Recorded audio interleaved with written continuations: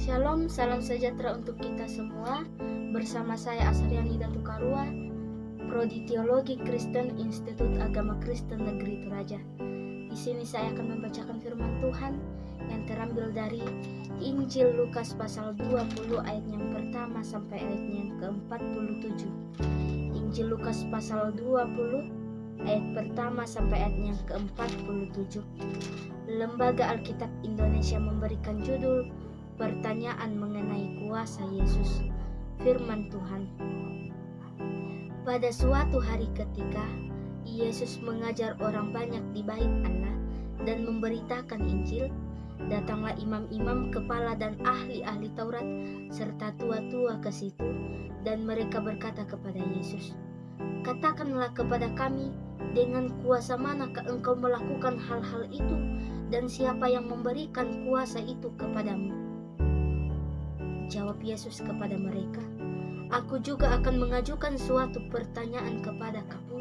Katakanlah kepadaku, baptisan Yohanes itu dari sorga atau dari manusia?" Mereka mempertimbangkannya di antara mereka dan berkata, "Jikalau kita katakan dari sorga," ia akan berkata, "Mengapakah kamu tidak percaya kepadanya? Tetapi jikalau kita katakan dari manusia, seluruh rakyat akan melempari kita dengan batu, sebab mereka yakin bahwa Yohanes adalah seorang nabi." Lalu mereka menjawab bahwa mereka tidak tahu dari mana baptisan itu. Maka kata Yesus kepada mereka, "Jika demikian, aku juga tidak mengatakan kepadamu dengan kuasa manakah aku melakukan hal-hal itu." Lalu Yesus mengatakan perumpamaan ini kepada orang banyak.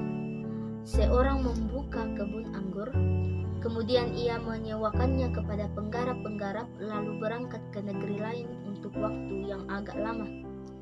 Dan ketika sudah tiba musimnya, ia menyuruh seorang hamba kepada penggarap-penggarap itu, lalu mereka menyerahkan sebagian dari hasil kebun anggur itu kepadanya. Tetapi penggarap-penggarap itu memukul hamba itu dan menyuruhnya pulang dengan tangan hampa.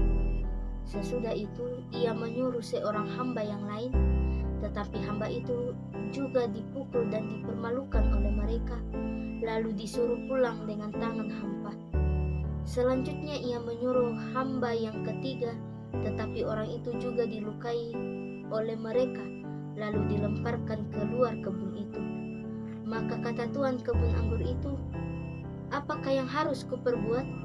Aku akan menyuruh anakku yang kekasih, tentu ia mereka segani." Tetapi ketika penggarap-penggarap itu melihat anaknya itu, mereka berunding katanya, "Ia adalah ahli waris, mari kita bunuh dia, supaya warisan ini menjadi milik kita." Lalu mereka melemparkan dia keluar kebun anggur itu dan membunuhnya.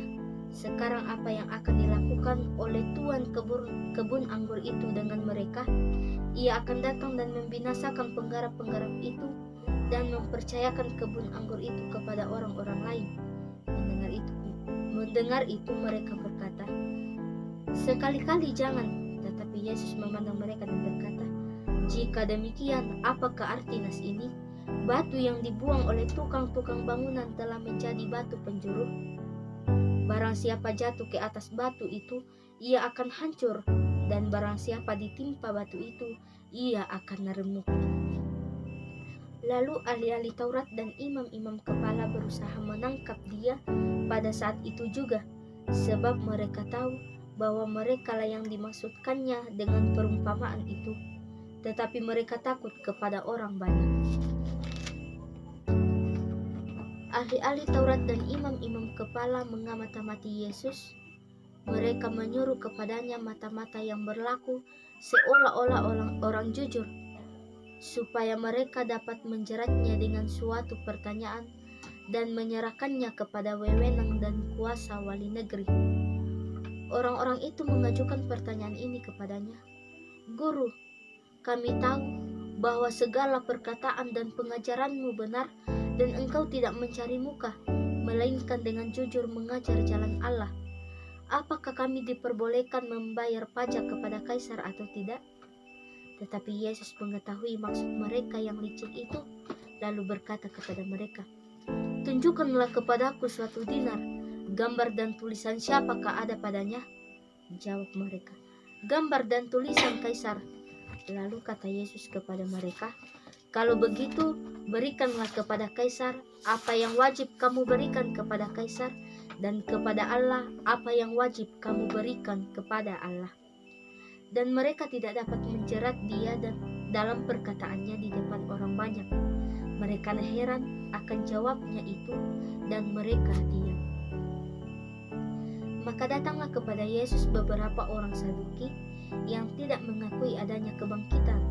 Mereka bertanya kepadanya, Guru, Musa menuliskan perintah ini untuk kita. Jika seorang yang mempunyai saudara laki-laki mati sedang istrinya masih ada, tetapi ia tidak meninggalkan anak, saudaranya harus kawin dengan istrinya itu dan membangkitkan keturunan bagi saudaranya itu. Adalah 7 orang bersaudara. Yang pertama kawin dengan seorang perempuan, lalu mati dengan tidak meninggalkan anak. Lalu perempuan itu dikawini oleh yang kedua dan oleh yang ketiga, dan demikianlah berturut-turut oleh ke-7 saudara itu. Mereka semuanya mati dengan tidak meninggalkan anak. Akhirnya perempuan itu pun mati. Bagaimana sekarang dengan perempuan itu?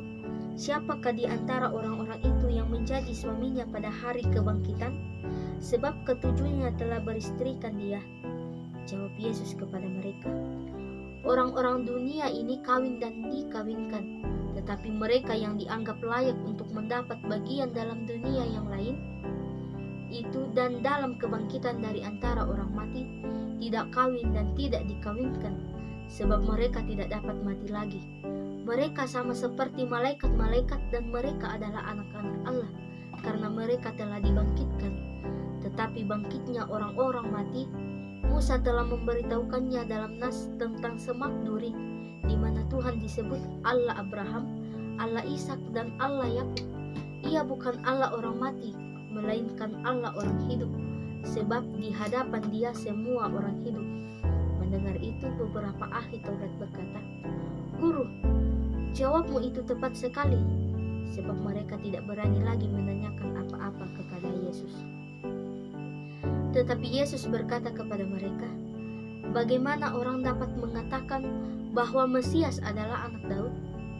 Sebab Daud sendiri berkata dalam kitab Mazmur, Tuhan telah berfirman kepada Tuanku, duduklah di sebelah kananku sampai kubuat musuh-musuhmu menjadi tumpuan kakimu.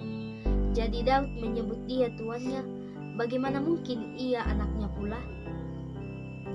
Ketika semua orang banyak mendengar, Yesus berkata kepada murid-muridnya, waspadalah terhadap ahli-ahli Taurat yang suka berjalan-jalan memakai jubah panjang dan suka menerima penghormatan di pasar, yang suka duduk di tempat terdepan di rumah ibadat dan di tempat terhormat dalam perjamuan, yang menelan rumah janda-janda dan yang mengelabui mata orang dengan doa yang panjang-panjang.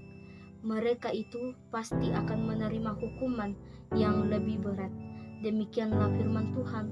Tuhan Yesus memberkati. Amin.